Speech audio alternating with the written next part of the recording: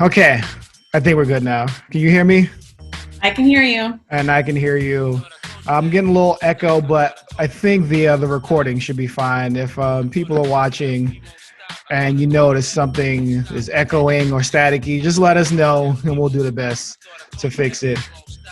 Anyway, Never a Lie podcast. I'm TJ. That's Vanessa, licensed clinical social worker.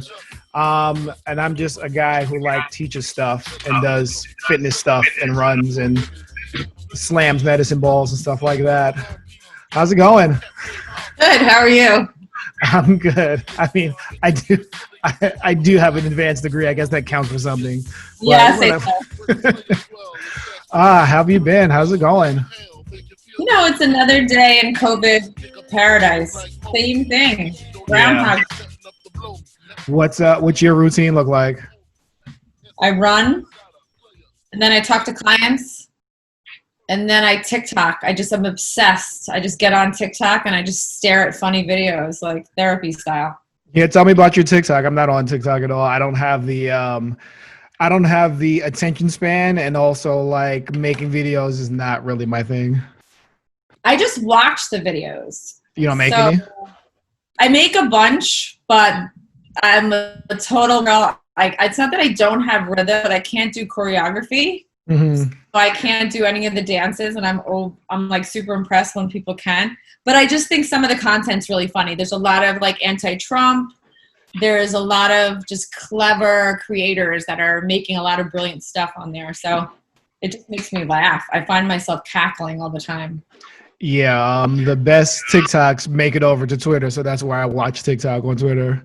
And yeah, it's fun. Yeah. It's like what was the one before that you made like the really short video clips? Whatever. I don't know. It was like it's kind of like that. And yeah, it's fun. You got little bite-sized pieces of content and entertainment or longer. A lot of people do fitness demonstrations on there. So I obviously Trump wasn't successful in banning TikTok in the United States. Thankfully for that. Yeah. So thankful. It's like keeping me going. Yeah. Are you going to watch the town hall tonight? Not likely. Mm-hmm. What time is that? 9, I believe. I'm still going to be working. Uh-huh. Yeah. Yeah, I'm probably going to end up watching it. So I'm sure we're not going to get any new information. I'm sure we're not going to get anything provocative or introspective, but I guess we still have to watch it, right? I will. I'll let you know how it goes. Yes, please. All right. So anyway, I texted you earlier last week to throw out an idea for the show. We talked a little bit about our own fitness journeys on past episodes, and I figured it'd be a good idea to do an entire episode on not only just our fitness journeys and what we do for working out now, but also to just talk about things in general that might help people who are getting into working out or fitness, or people who are at an intermediate level and want to take their workouts to the next level. And for people who want to train for any specific events, we can talk about all of those things, because both of us have experiences across all those realms. Yeah. I see you're working out. You're doing a lot of kickboxing. That's great. Yeah, it's I just got the heavy bag the end of summer. I like to, when I work out, and I'll go into more detail about this later, but I like to do some cardio first, and then I like to lift weights.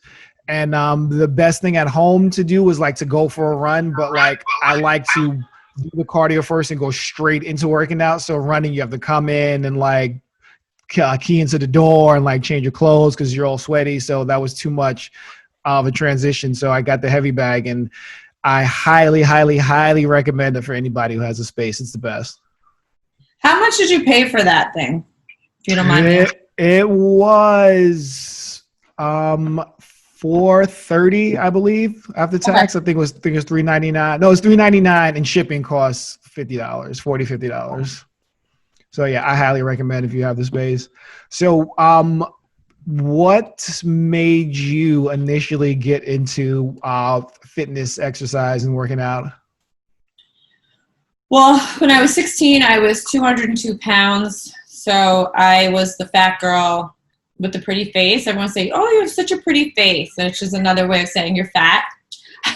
But um, I think that's why I was able to develop my great sense of humor, because I was the fat girl.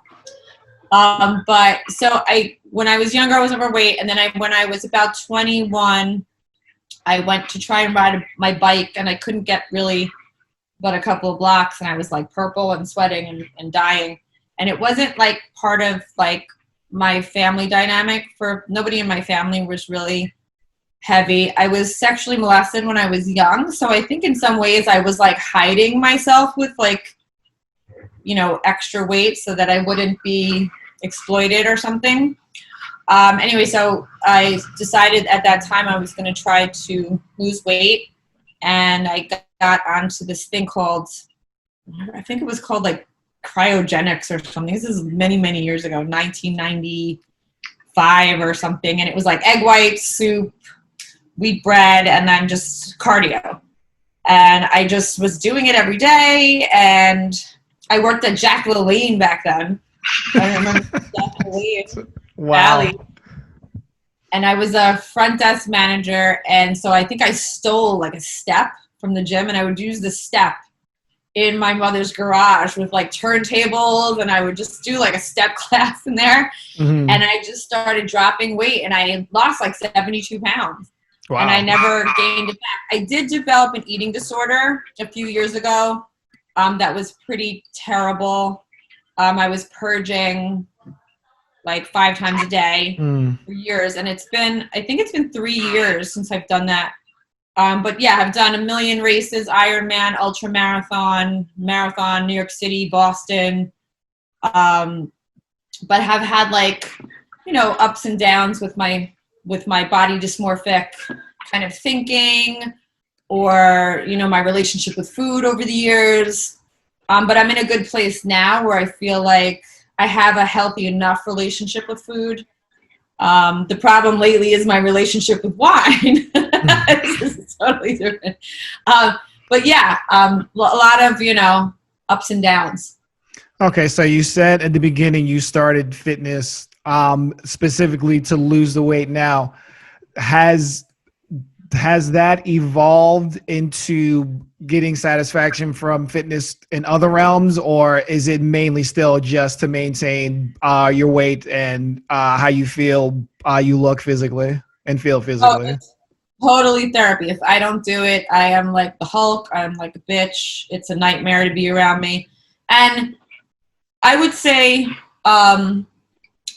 the amount of times that I had like a rage run because a black boy got shot was upwards of 7 times, where I would actually purposely be like, I'm going to run really hard and fast today, because it's like I'm furious. There's no doubt in my mind that I therapy run for so many different reasons. I've run while I'm crying after the death of a loved one. I run and cried in the woods over, the breakup I've had, or 1 million breakups I've had. But yeah, I've had rage runs, literally. I've had just fits while I'm running. It's such therapy. So in addition, so do you just do running and cardio, or are there other exercises or fitness realms you like to go into? I think I was down. I got really fit in 2013, and I was down to like 14% body fat. I got like almost competition ready, because just for aesthetics, I was curious to see how far I could take my body, and that was really cool. So I've done that. I did a photo shoot with that. It was really cool, because I was like, I'm never gonna look this good again. I might as well take pictures of this shit. But I do weights. I do weights in my home. But yeah, I think for me, the therapy is just the clear head, the fresh air, those kinds of things. All right. So take us through what a typical I guess run, or if you do anything before or after running also. Tell us what that looks like on a typical day. So lately, because I'm training, well, I was training to run the state of New York, which I put off until May. So I'm going to start really training for that in January.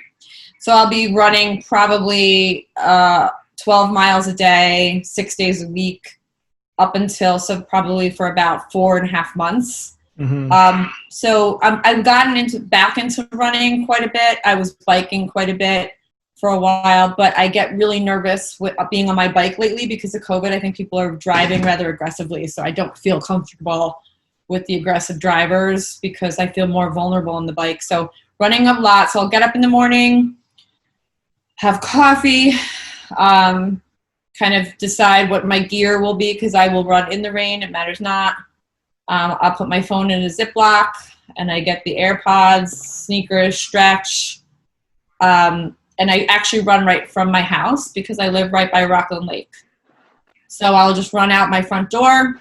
I'll do a couple of loops and back. And it's just, a lot of times I'll be on the phone with my friends because I can talk and run, or I'll have a good playlist. And that's kind of where I'm at. Okay, so 12 miles a day, 6 days a week. What kind of mile pace is that?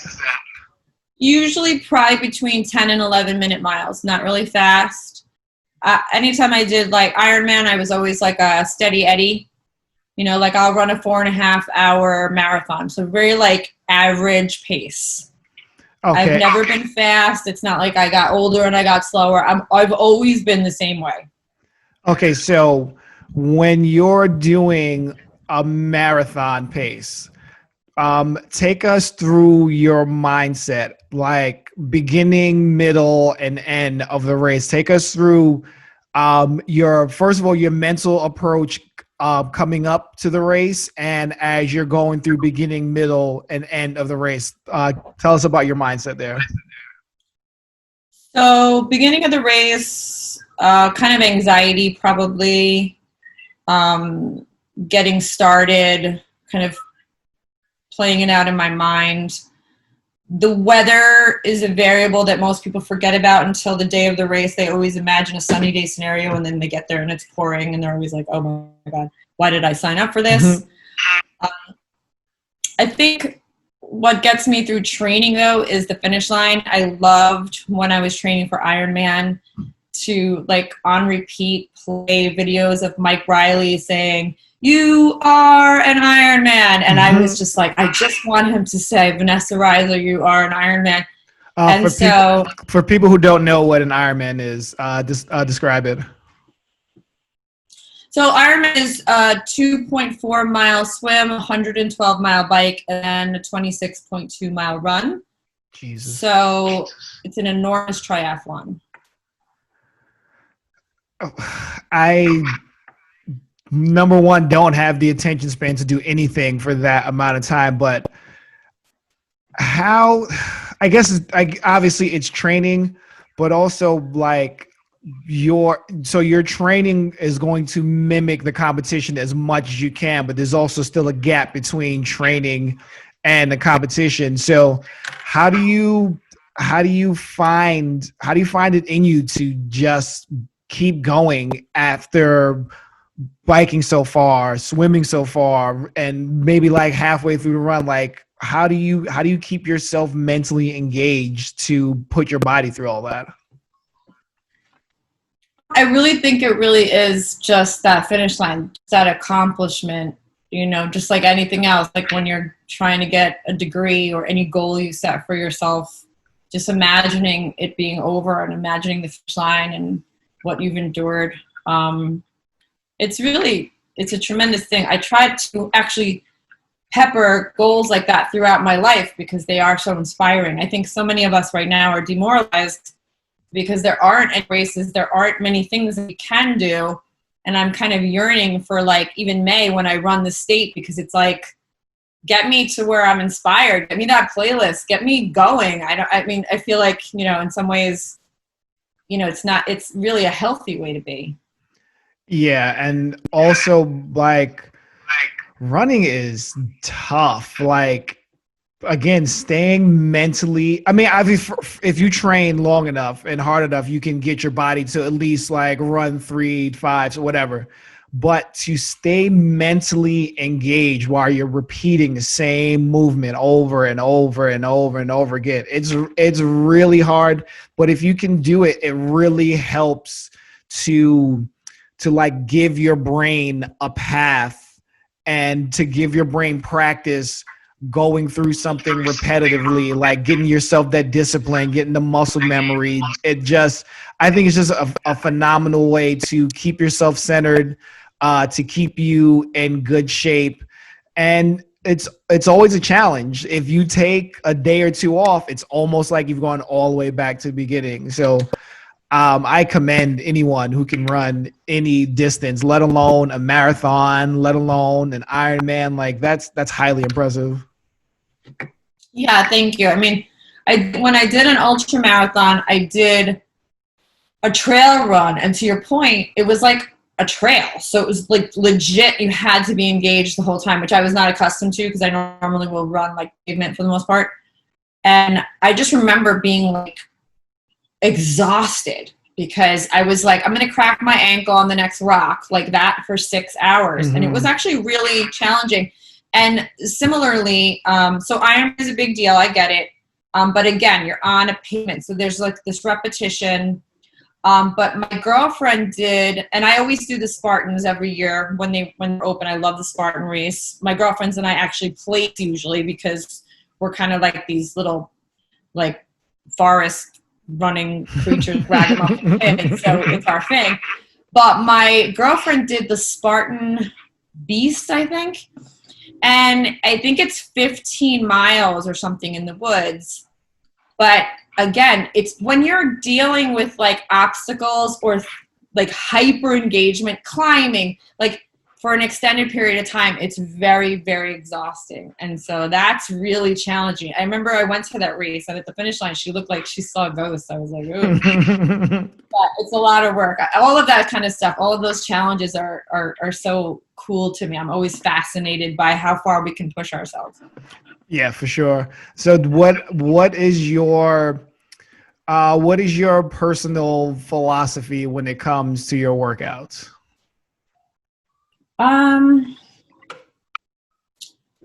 I think for me, it's just the self-care piece. I'm always honest with myself about my body. I don't let anybody push me because I never want to not enjoy it. And I've always managed to enjoy running. So there are plenty of people faster than I am. I doubt they could run longer than me, but that's a different story. But I feel like, I've always tried to just enjoy it. I mean, I really do. So I've never got caught up in the like, you're not fast enough. You're, the time we're going to go. Like, I never got caught up in anything like that. So my philosophy is like, good bra, good sneakers, good music, good time. That's it. It's funny you say that because I come from the complete opposite end of the spectrum. Like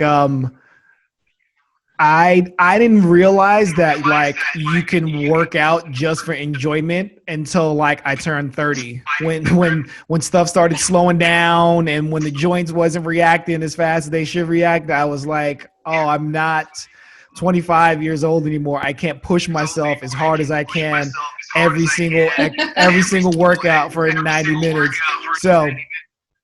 Um my personal fitness philosophy. Oh, I think we lost video. Oh, we're still there. All right, so my personal fitness philosophy is, I think that was my connection, whatever. One is control. Two is in control. Contained in that is complete range of motion. Two is joint preservation. And then three is enjoy at least some part of it. So, and in all of that, that's to say, like when I was younger, like I said before, I would push myself as hard as I can. Every workout was like an internal competition. I grew up playing basketball pretty much my entire childhood. I probably started like 10, 11 years old. And growing up in Brooklyn, playing basketball, it was competitive. You mentally, you have to be on top of your game, because if you're not mentally on top of your game, someone's going to talk you out of your game, or they're going to out physical you out of your game. So I took that I played a little bit. I played like small time prep school basketball in high school, and then after that, when I went to college, I clearly wasn't going to play for college, so I got into working out. So I took that competitive mindset into working out, and then, like I said before, when I turned around 30, and things start to slow down, and like you realize that you have to reprioritize. So now, when I say control, I mean when you're lifting a weight, you should be focused on the part of the body that movement is meant for. So for example, if I'm doing curls, I should have enough control so that the rest of my body is steady, and only my hand and down part of my arm is moving because I'm working on my biceps. If I have to like jerk it or like swing it, that is too heavy because I can't control it. And that comes from going to the gym and watching everybody just try to lift as heavy weight as they possibly can with poor form. They don't really have a purpose for why they're lifting. They just try to lift as heavy as you can. And that goes into, like I said, next, joint preservation. If you lift too heavy of weights, it really don't matter how strong your muscles are. If your joints aren't efficient enough to facilitate that movement, your joints are going to deteriorate in a very, very quick manner. So preserve the joints, and then also, like you said, enjoy it. Like, it's a scientific fact that when you work out, you release epinephrine, you release dopamine, you release serotonin. Like, those are all the chemicals that make you happy. So if you're physically doing something that's making you happy, you should emotionally try to enjoy it also. Mm-hmm.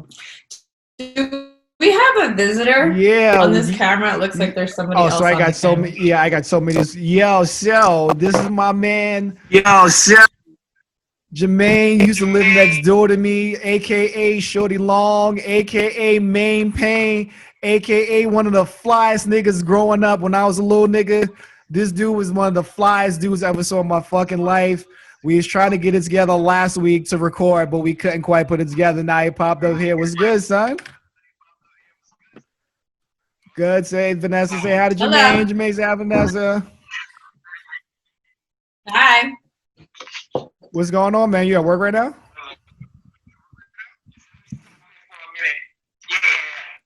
What do you think of conversation? What do you think of the conversation so far, and anything to contribute? So I'm like catching it like in the middle of it. So I didn't talking about. All right. You're breaking up a little bit, so I got a little bit of what you were saying. I'm sorry. Okay, there you go.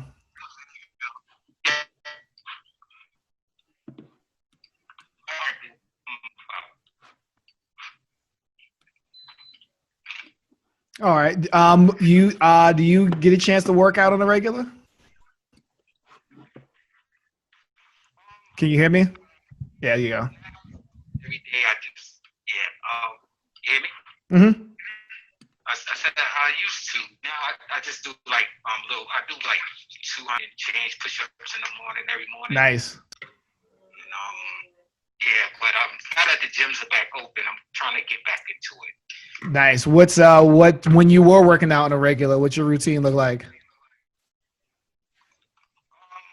Legs, like working on my calves. I did a little light lifting. I didn't mess with the weights too much. All right. And just do a little cardio.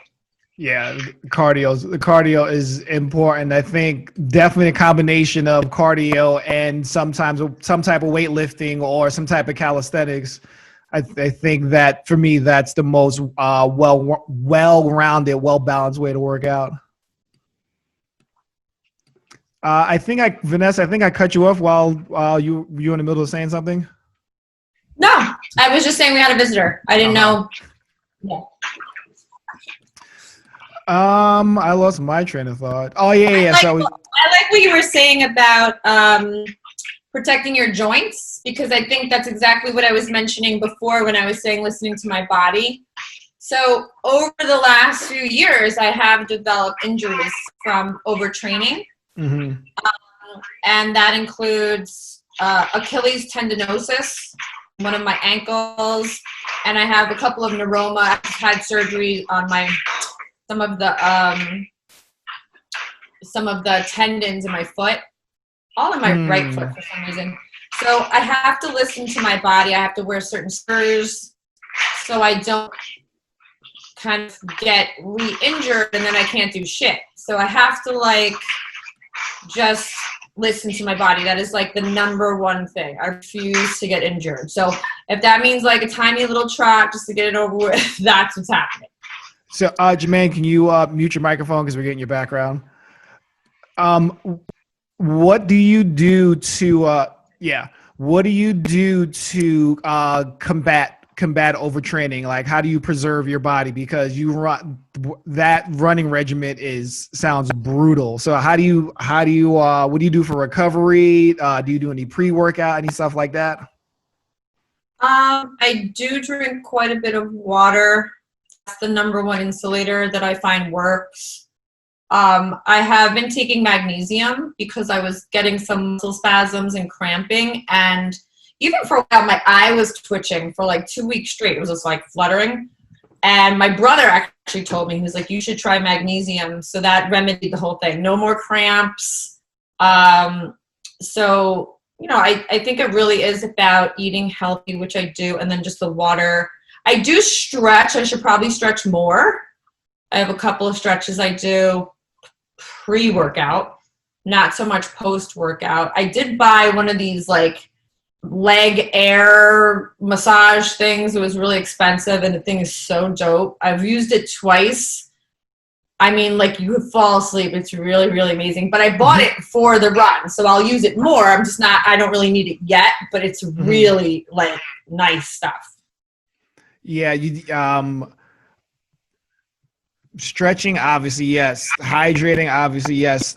Stretching after a workout is crucial because you want there to be a transition period between working out and stopping. And so stretching is a good transition from working out and stopping. You don't want to go from one extreme to another without some sort of middle ground. So I highly recommend, and it's annoying, right? You just put in all this work. You just want to drink some water and sit down and do nothing. But you have to force yourself to, especially again, with the miles that you're putting up. You were talking about your feet, not only because of the amount of mileage you're doing, but since our feet initiate every single movement, any imbalance anywhere else in our body, any muscle imbalance, any imbalance in our hips or anything like that, it's going to affect your feet first. And since you got all those little bones in your feet and it starts over your balance, and also since we wear these sneakers that have these thick rubber soles, all of our muscles in our feet aren't being engaged. So all those things combined, a lot of injuries start from your feet. So yeah, definitely stretch a lot. I know I need to do that more. Is there anything else I wanted to say about? Oh, I can get into my routine also. So let's see. I kind of have different summer and winter routines.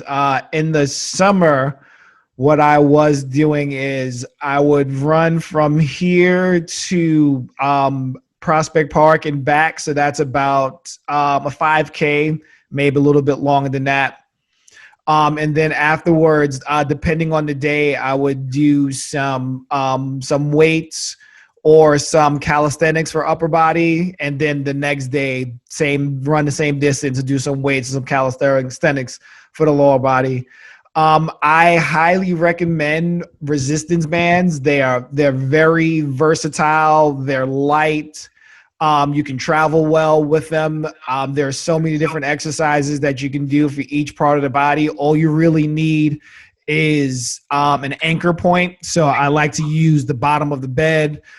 They have like a door anchor point also. I don't like to use it because I don't want to like mess with the door frame, but if you have like bigger, stronger doors, or if you're not like really big and strong, I recommend that also.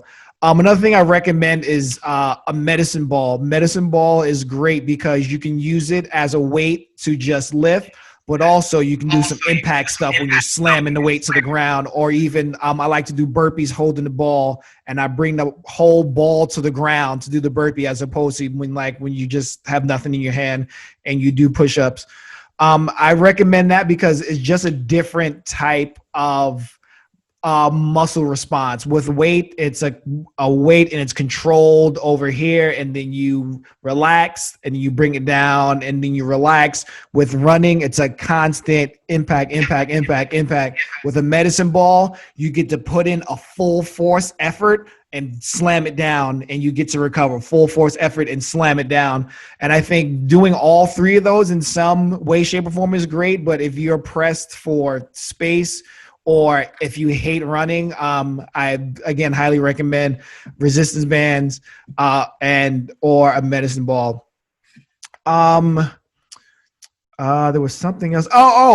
Weight. And another important thing about weight, I touched on this earlier. You don't have to lift really heavy weights to get strong. My weightlifting approach is all my movements either mimic a real movement that I do in life or a specific movement from a specific sport. So I don't bench press because there's going to be no point in my life when I'm laying flat on my back and I'm going to need to push something over my face with just my arms. I don't bench press. However, for chest, I will do push-ups, because if you lay down on the floor and you're just walking around and like, okay, I need to get up, you got to do yourself a little push-up to get yourself up. Same thing with like sit-ups and crunches. The very first thing you do in the morning is open your eyes, and then you do a sit-up. And like, so that's an actual movement that's going to help you in life. Farmers carries, when you hold two weights in each hand and just walk with them. You carry groceries all the time. You pick up stuff around your house all the time. And you're not picking up 50, 60, 70, 80 pound things around the house. So like, pick a weight that's going to mimic what you pick up in life. Or if it's a specific sports movement, just add a little more weight to it. For example, when I'm hitting the heavy bag, I wear a weight vest that's only 20 pounds. And it's 20 pounds doesn't sound that heavy, but when you're wearing it, it wears on you. And that's pretty much the equivalent of if I'm wearing my backpack, or if I need to pick up things in my arms. So stuff like that. Again, heavy weight. I understand the feeling of accomplishment that you get from lifting heavy weight. But I just think it's not worth it on your joints. It's not making you stronger in a movement that you do in real life, or a movement that you're going to do for any sort of competition. It feels good at the time, but over long periods of time, people who lift very heavy weights generally get lower back and hip issues. They get shoulder and neck issues. They get knee issues, and they're very easily avoidable by doing weights that are appropriate for your size and the movement that you're trying to perfect. Mm-hmm. Whew, that was a lot. Yeah, I think when you do the backpack stuff, though, you have to be mindful, like, that your gait is appropriate. You never want to stress your neck. So I'm always afraid to make too much movement with, like, it would depend on the amount. It's like sometimes I see people running with weights, and I know it's straining their neck, and I always want to be like, drop the weight. Yeah. Yeah, if you're going to run with the most, The very, very most I would say you should run with a weight is like 3 pounds. And even 3 pounds is heavy, but like I would say like I have 1 pound hand weights that I like do stuff with. If you're gonna run, like 1 pound is more than enough to run with. I'm running with an extra 10 right now, but whatever, that's the wine. Wait, holding 10 or like with a 10-pound weight vest? It's just COVID 15 pounds. Like that's fine right now. That's happening. So do you what's your what am I trying to say? Eating and nutrition. What's your diet look like?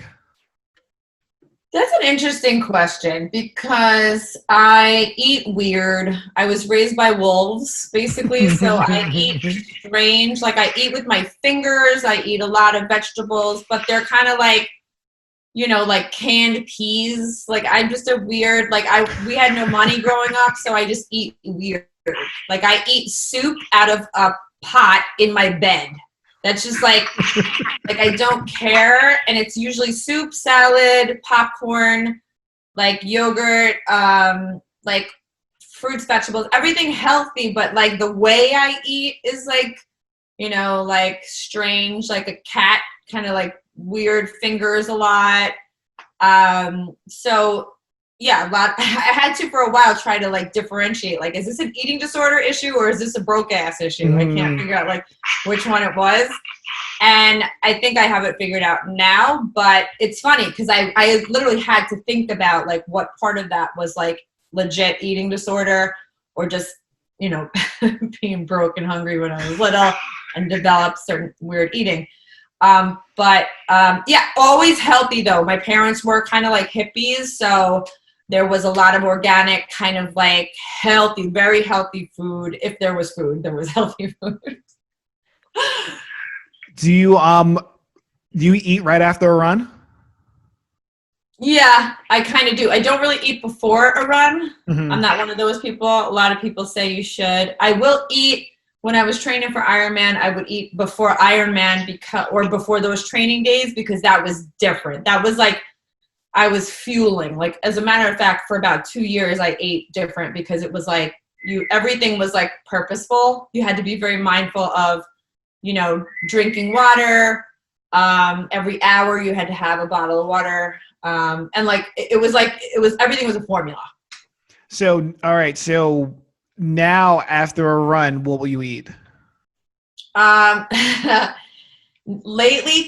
lately, fucking anything. I don't know. It's not cute. Probably like soup. Okay. Nothing. There's nothing fancy. I don't have anything fancy. Well, the great thing about running so far is that right after you eat, your metabolism is like in overdrive. So like you can eat really, if you're into carby things or if you're into fatty things or if you're into dairy stuff, that's great to have right after you run because your metabolism is going so much. It's pretty much just burning off all the stuff your body doesn't need and absorbing all the nutrients it does need. So if you like, if you like big carby foods or if you greens are great right after runs too. Believe it or not, like chocolate milk or like a milkshake after a run is phenomenal. Actually, if you're into that, yes. It's good before a run. Yeah. Anything carby gives you a lot of fuel. It's hard if you're going to eat before. I can't work out on a full stomach or even like a half full stomach, but some people can. So if you like eat spaghettis or like breads or rice, those types of things for distance runs are great because again, it gives you all the fuel that you need for the run and it's burning off all the stuff that you don't need. For Ironman, the go-to food was peanut butter and jelly. Yeah. Because you would be out training for hour after hour, so you could never really store, let's say, like a chicken sandwich because it would go bad. So those Uncrustable things? Yeah, with the PB jelly pockets? Yep. You buy them, you throw them in the freezer. So when they're frozen, you stick them in your tri-pocket of your shirt. Halfway through the ride, it's already melted, but it's cool. And it's like, yum, yum, yum. And it's seasoned with your sweat salt? Yeah. And it checks every box. You know, you got your carbs, protein, and so that was the go-to. So living off of those was a thing. Yeah. What am I eating these days? Well, my fiance does a great job of keeping us fed very healthily. So most of the meals are pretty balanced. Meat, greens, and potatoes. Before a workout, it depends. If I'm working out in the morning, I don't have any energy whatsoever. So I like to take branch chained amino acids, and they're basically just like in pill form. And what they do is it gives you energy, and it helps with muscle soreness, and it also helps with something else that I'm forgetting. I forget what else, but I take it for the energy. I'll work out fasted if I'm doing it in the morning, and then afterwards, I always try to eat something that's big in carbs. Again, breads, sandwiches, rices, pastas. I try to eat big portions of that because again, just to refuel all the energy that you just lost. If I'm working out in the middle of the day, whatever I ate for lunch that day and just get in the quick workout and wait to dinner to eat. I used to not be so much conscious of what I ate because again, being younger and working out on a regular basis, you don't really pay that much attention to what you eat. But now being more aware of just like simple things, like when you go out to a restaurant, you have no idea how much salt they're putting in your food. So like to limit going out a lot. Also, when we season stuff at home, they really don't use that much salt, but just a lot of different peppers. Peppers are great for your metabolism also. And just it gives the food flavor and like I don't mind, sweating while I eat. It's like eating fast and sweating. It's kind of like a workout too. So in general, just I'm not a calorie counter also. Are you a calorie counter? When I'm trying to, like in January, I probably will try to like shred up a bit so I can give my joints a rest. So I will probably get back into like some monitoring. Not today. Yeah, I don't count calories at all. I probably don't eat enough calories considering how big I am and how much I work out. And also like in the grand scheme of things, I'm not really like compared to other big people, I'm pretty average. I just seem big compared to the rest of the human population. I always have to keep that in mind when I'm like around people or standing near people that are like really small, like even though they may like me and like we have rapport, I have to remember like on a very visceral level, they perceive me as a monster. So I gotta just, yeah. Oh no, yeah. Yeah, no, you knew me when I was tall and lanky. I done filled out now, kid.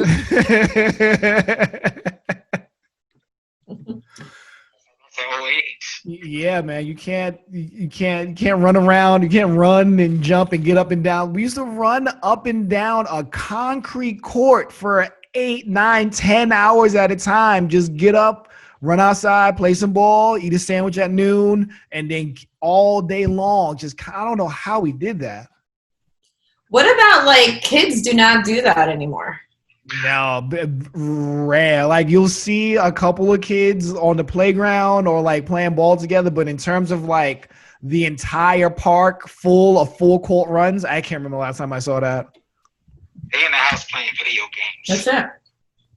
They in the house playing video games and stuff. Yeah. Maybe do they still play Wii anymore? I don't know. I don't have kids. What are they playing these days? The Xbox, PlayStation games.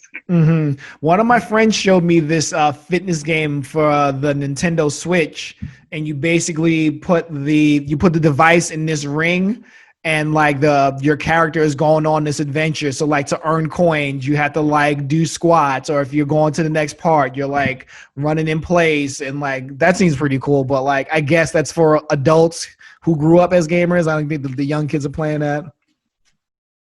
I don't know. PlayStation used to have like a karaoke game that we would just get drunk and sing. It was so much fun. Oh my God. What game was that? It was like, I don't remember. They even had like an American Idol version where you would be singing karaoke and then you would get booed off. It was hilarious. They were like, whoa! And you're like, you would hate for your teammates and have like be tone deaf because you're like, damn it, Lisa, you ruined it. I used to love Rock Band. You guys ever play that or Guitar Hero? So fun. Oh, it is so much fun if you can get a group of people together. Like when it first came out, I had a group of friends and we would have like the whole band, someone on lead guitar, someone on bass, someone on drums, someone on mic. I had a mic stand also. It was so much fun. It's something else that COVID killed, karaoke. COVID killed everything. I think that's the most. Yeah, that's the only thing I like to go out in public and crowds to do is karaoke. Anything else, I can just take it or leave it. That one hurts. Jermaine, how? We were talking a little bit today, a friend of mine and myself, about the guy on TikTok who did the Fleetwood Mac skateboard thing with the cranberry juice. Are you guys familiar? Yeah. So we were trying to figure out why it got such attention and kind of came to the conclusion that this guy sort of, is not living a fabulous life. I think he lives in a trailer with his daughter or something interesting. He's got a regular job. But I somehow, I can't tell if it was like the nostalgia of the song, the fact that he's kind of just this working dude, or the connection that we're all sort of seeking around music that we're not finding, let's say. There's no concerts, there's no Grammys, there's no, there's no theater, there's no shows that are inspiring. Everything is muted and sort of abstract and frozen in time. And you can't get inspiration because music is one of those things that makes us all connect. Yeah. And we're kind of robbed of that also. And I think that watching him in this tiny little bubble that we're in, on our phones, where we're trying to grasp for inspiration. Similarly, I have a friend who actually teaches guitar. And I said, we're looking to, you don't realize your Facebook lives are affecting us. You're kind of we have no leader in power. We are totally demoralized. So we're looking for inspiration. We're literally looking for a leader. I'm like, Ryan, you're our leader. He's just seriously. But you know what? I feel like we're trying to connect, and music is one of those things. And I feel like that's why this guy got so much attention. Yeah, even trying to listen to music now is more of a challenge because you listen to certain music in certain places, and now that we can't really go out anymore, the going out music don't really sound the same when you're chilling in the house. Mm-hmm. Yeah, you can't turn up. Yeah, and well, wait, speak for yourself. I'm just saying. Okay.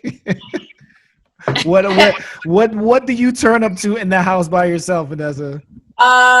Lately, what is that Jerusalem song that I'm into Afro beats? Okay. So I used to be a reggae girl, but now I'm Afro beats. And I was telling my friend Gil, I'm like, you have to listen to this music. He's like, you're a little late to the party. Afro beats, whatever. But yeah, that's my thing. But I do also like Pearl Jam. Mm-hmm. I like jazz. I will listen to anything but country music for the most part. What about you, Jermaine? Right now at the moment, it's this video that's circulating on Facebook with the guy that's he's at a party in Africa. It's like a concert or something, and he's singing this song, "Let It Fall," as the DJ's playing it, and he's just dancing to it and singing it. And it's just, the song is just so inspirational that I took the song and I just listen to it every day. It's just so fun. It's a club song. Yeah. But it's so cool. And then I also listen to a lot of my old school music, like Marvin Gaye and just all the old school R&B, 90s, old school rap. A little bit of the new stuff, just to stay with my daughter to see what she's listening to. Oh my God! But The hip hop now, sonically and like production wise, it's far beyond anything we've ever heard. But just the vibe of the music and the lyrics and the rapping level, it's not. It's just, yeah, it's just not. But even we grew up on rap that didn't have a lot of substance. But even our rappers were able to take stuff that didn't have a lot of substance and still make it sound creative. Yeah. Yeah, because it was lyrical. Yeah. Now it's just a good hook, a nice beat, and just let's party. That's all. Yeah, it's a Around. yeah, it's a vibe now. It's not trying to fit different type of moves. It's one vibe that everybody's trying to plug into, which I guess is good for younger people because again, the younger generation is more collaborative and is more unified and is more tolerant of differences than our generation was. So that's a good thing. Generation, we had a lot of collabos, like group songs and stuff. It's just, I don't know what happened. They say 50 Cent killed that vibe, with his little antics he was doing when he was coming out, But, things change over the years. Yeah. And I'm glad that like again the talent level and what the music sounds like is like again nothing we've ever heard before. So I'm glad for them in that regard. But it's just I don't know. I need that boom bap back. Like I need music to work out to. I need music to party to. I need music to hang out to. I need music to be quiet to. And like all this music is just like the slow down tempo. Like this individually, the songs sound good, but when you start to listen to them together, they all start the same sound like the same song. You know who kind of gets me like throwback style a little bit? Is like Chance the Rapper because it's like a little bit uplifting and he has a couple of like songs that kind of have a little 90s vibe to them and I kind of so I like what you're saying about the nostalgia piece and I think that was kind of what I was saying about the Fleetwood Mac thing. Like if you're going back to 90s R&B or rap and you want to like kind of go there, all of a sudden you're inspired because that you're right. I mean that was the best time and I think that's what good music, let's say, does. It kind of gets you in a positive space. I think you're right. So if rap today is really doing it for me, I mean, there's some stuff that works, but most of it sounds too similar, angry, and sort of cryptic in some ways. Mm-hmm. But I have a question. Favorite rapper? Oh, favorite rapper. Jay-Z's the best. He's for sure the best. You're not allowed to laugh at the white girl's answer, by the way, just so you know. Well, I mean, if your answer's funny or not. Jay-Z's definitely the best, but my favorite is probably Kanye. And I know I shouldn't say that. I know we should be off the Kanye train, but god damn it, he's too good. All right, mine's Busta. There you go. That's a good one, though. Okay. Woo. Busta, because again, Busta got music to work out to. He got music to party to. He got music to sit and be quiet to. He got music to get some ass to. He runs the whole gamut. It's like that Rasta thing for me. Yeah. How come Busta don't get the props he deserves? He's been around he's going on his third decade right now. How come we don't hold him up in the regard that he should be in? I don't know. I never understood that myself. Understood that one. Well, shouts to Busta. Busta, if you listen to the podcast, we could use some. We could use some new Busta rhymes. He actually did put some. Oh, word? Yeah, him and Vibes Cartel. Oh, word?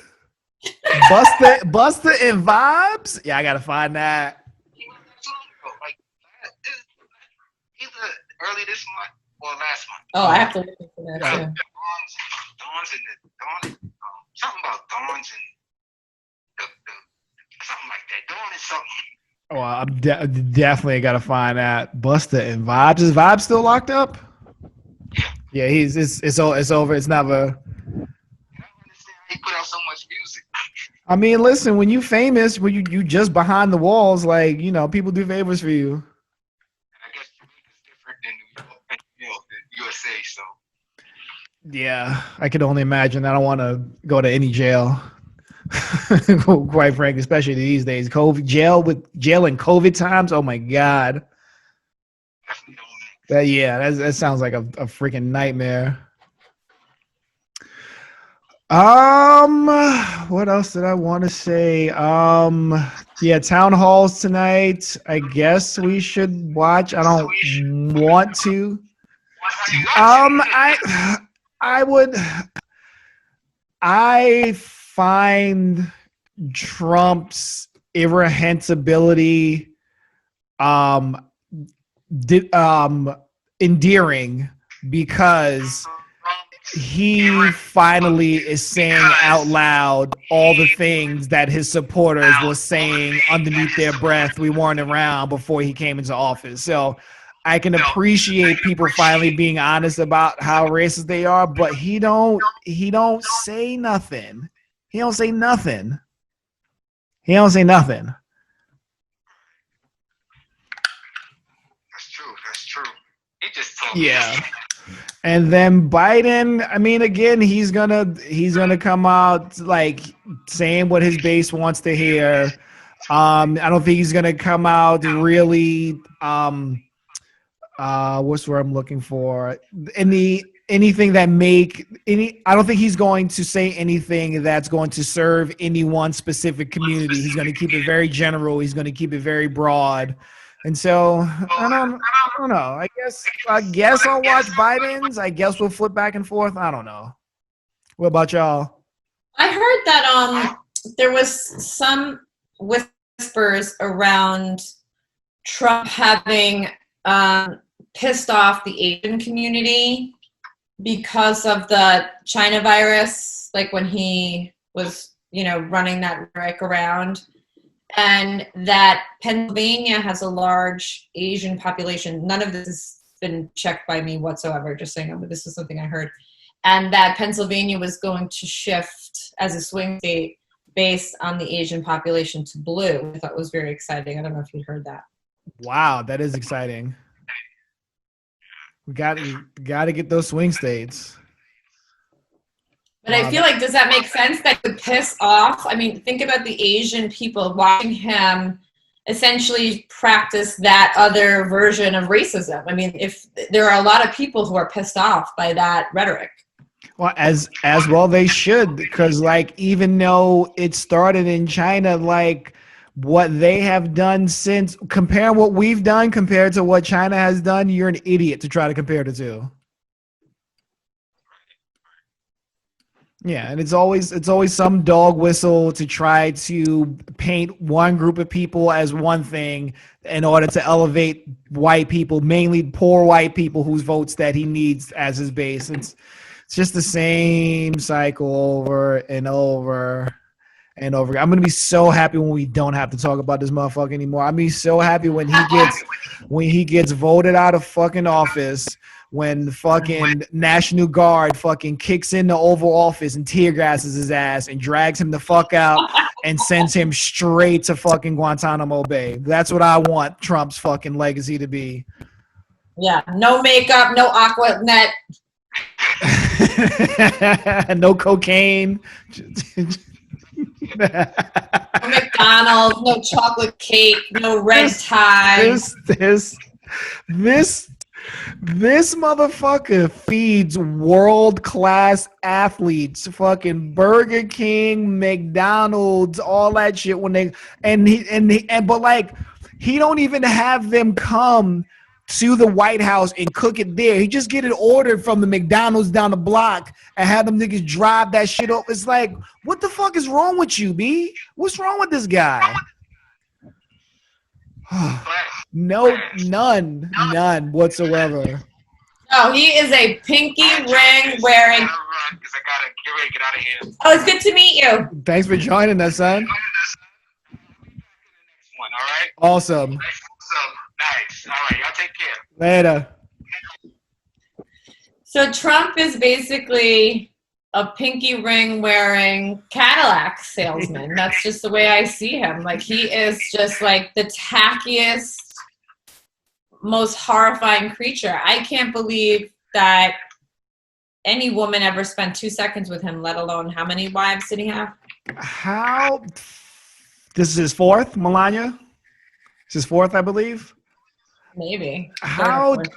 Maybe fifth. True. Yeah. How does any woman let him touch her? That, his hands is probably all clammy and shit. Just no calluses, just like fat, soft, clammy hands. He's disgusting.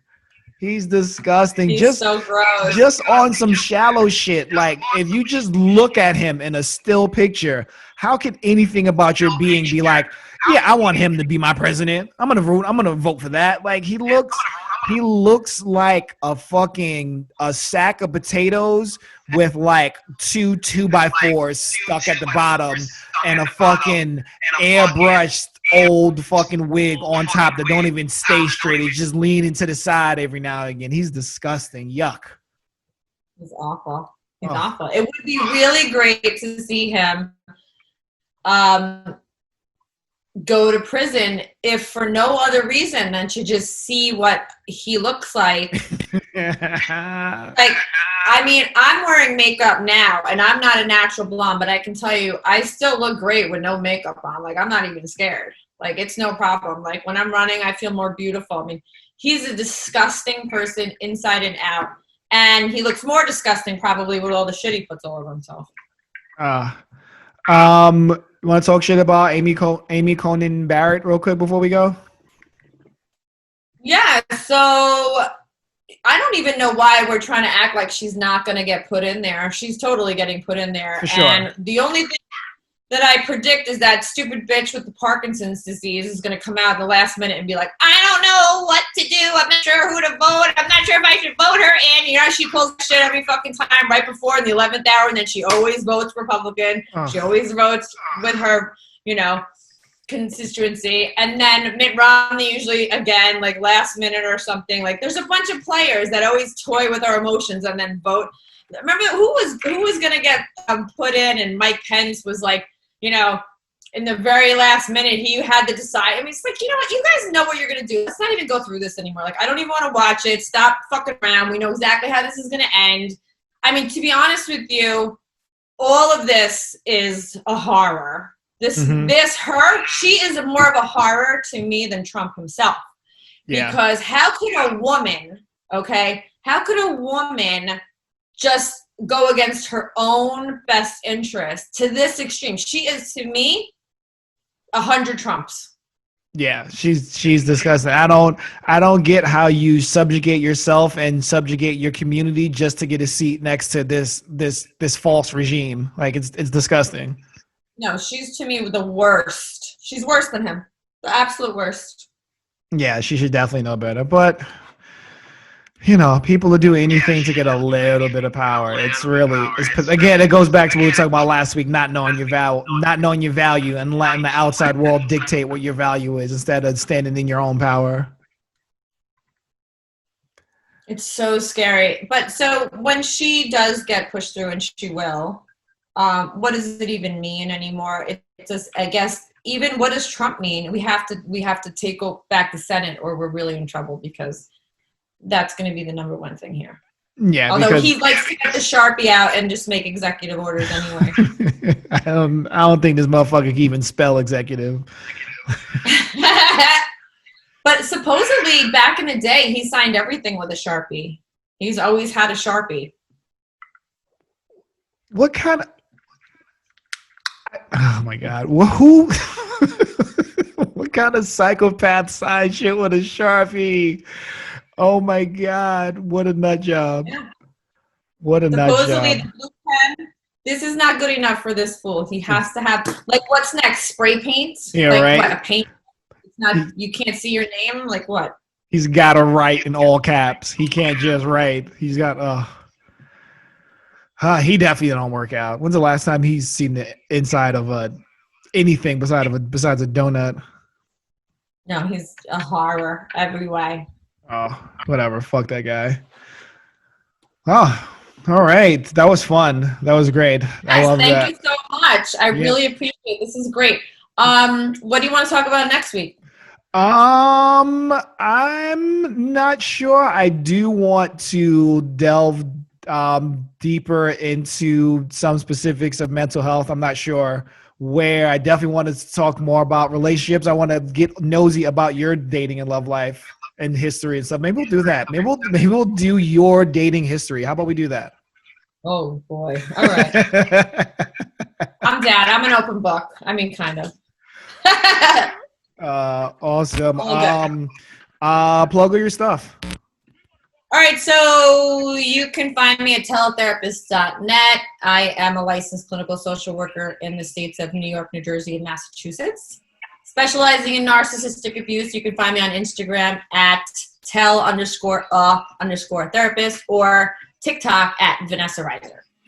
Awesome. 10.1 on Twitter, the number 10.1 on Instagram, my motivation on everything. Physical solutions for mental stressors. That's me. I do personal training. I do online training, all that stuff. Yeah. Great job. And we'll see everybody next week.